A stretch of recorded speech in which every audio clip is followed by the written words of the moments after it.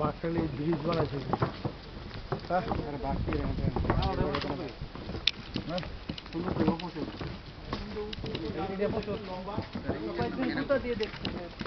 fresh পশুর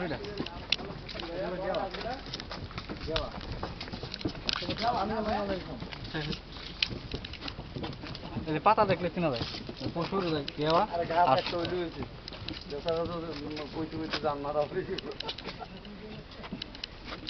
মূলত গাছগুলোর আগে চিনতে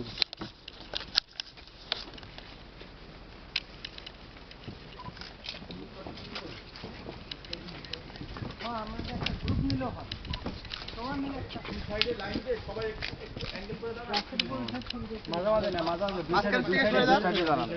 সাইড নিয়ে যাওয়া